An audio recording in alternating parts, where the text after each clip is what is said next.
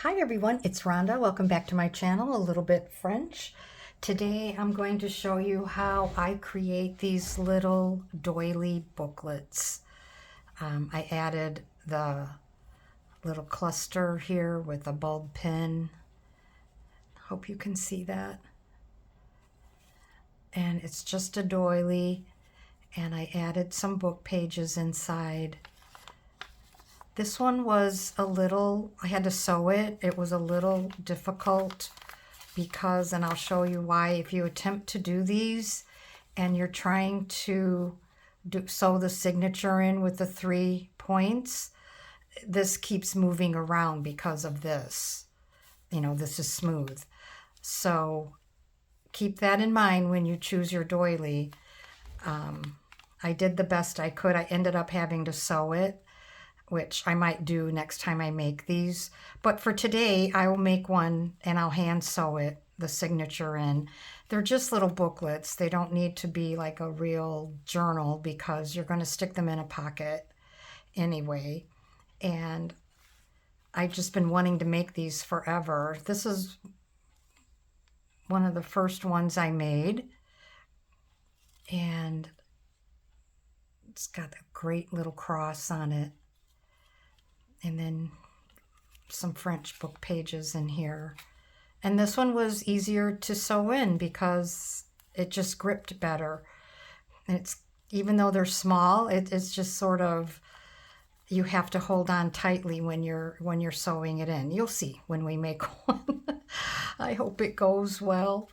And here is another one I made using these little rhinestones I found on Etsy. And this is a Battenberg one. Actually, I think this is the first one I made. And I used some papers, some French antique papers from Monahan Papers. And it has that little rhinestone. Excuse me. So I'll show you how I did these 3 real quickly. Put them over here. Turn my fan on for a little bit. And you can choose any papers that you want to make these. Choose your doilies and you just fold them in half. Can you hear that fan? It starts out. Oh, I must have hit the wrong button. I think I hit 6 instead of 1. Anyway. I just fold it in half and then choose my papers. Now, the smaller the doily, the smaller the little booklet will be. Just doesn't. Just.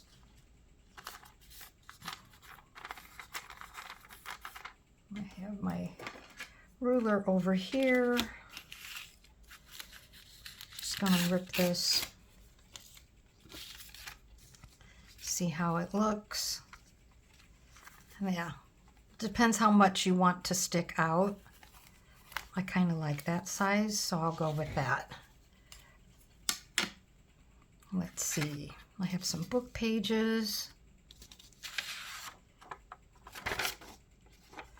And these might be a little too tall, but we'll figure it out.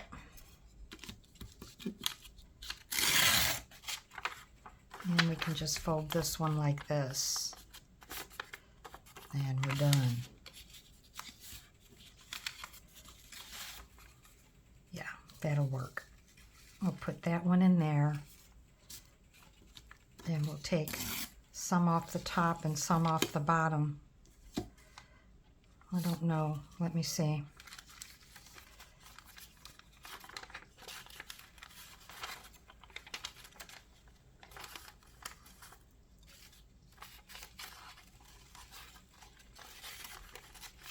Yeah, I think that'll be fine. Yeah, just depends how much you want to see of the book pages, but I like that. And here comes the fun part. I'll move these to the side.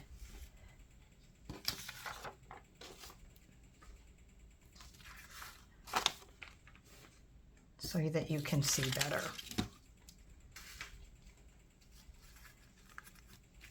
You know what? I might put one more book page in. I like that last one we did.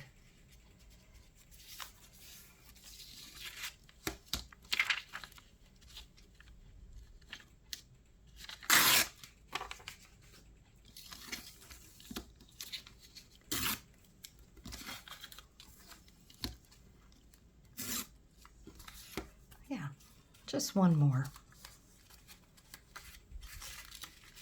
Okay. Now I'm happy. And just keep moving it.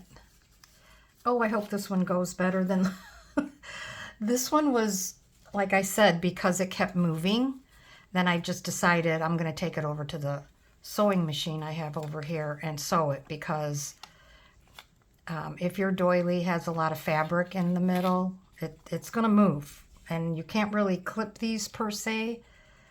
And oh, here it is. So I'm going to attempt to sew this in, and then I will go sew it if it doesn't go well. So you just hold tight on it. Okay.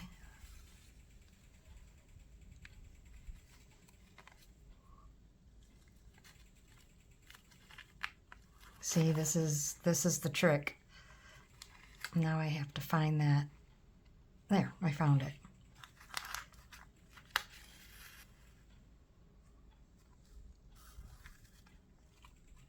And just check the back. I don't think it just moved a little, so we'll see. Yeah. I have a lot of string here. Okay. It would be so much easier if you could just glue the doily onto something. No, I have to choose the difficult way. I always like a challenge. Okay, so I'm going to go through that hole again to remind me where it was. There. And there you have it. It should be sewn in. I don't know how straight it is, but we will check it out.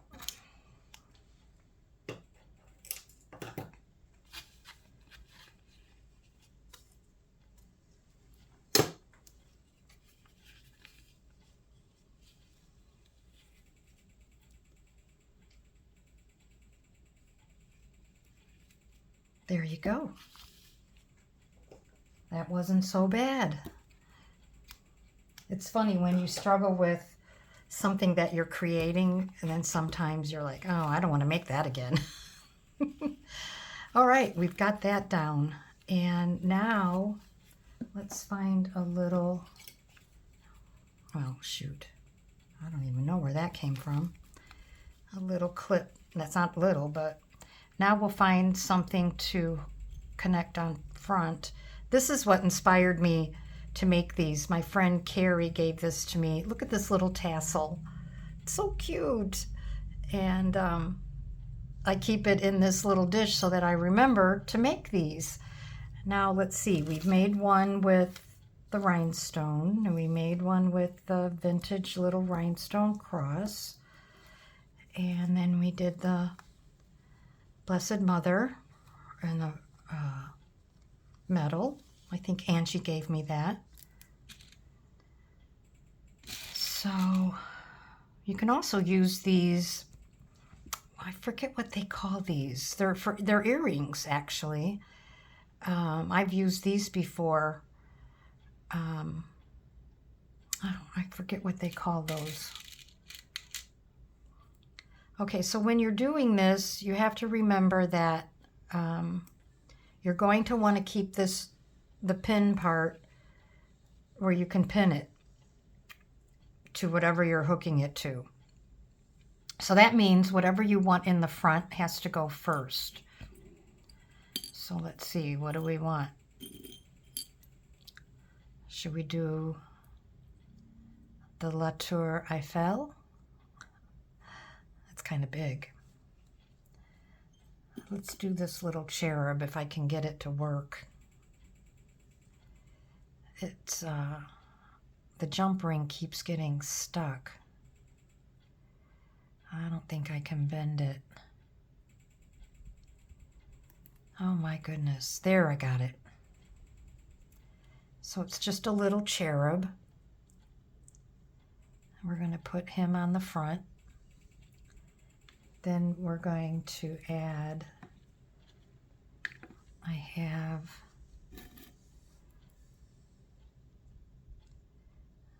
this. That looks good. And then I thought I had a piece of tatting. That's a little piece of tatting. Where did it go? How about a piece of lace? You know, because it doesn't matter. It's whatever you want.